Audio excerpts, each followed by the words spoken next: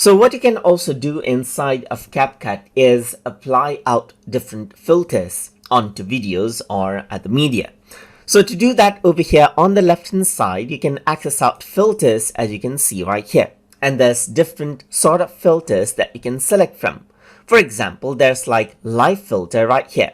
So what you can do is you can go around and then bring that filter in right here, just like this. And filter stays on top of the layer, as you can see right here, and it affects out the layers beneath it.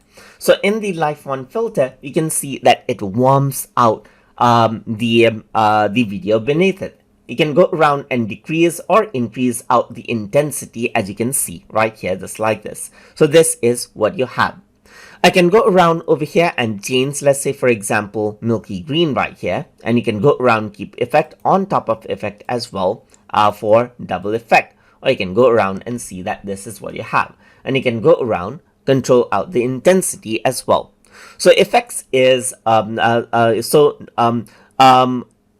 from effects and transition, filter is more like a color change only, and you can see that you can go around and change out, let's say for example, this night scene right here, and you can see that it changes out how this actually looks. It changes out the color intensity in different ways.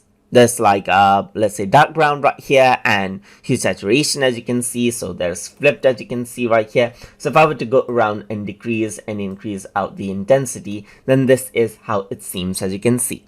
And that is how you can go around and utilize out filters in CapCut.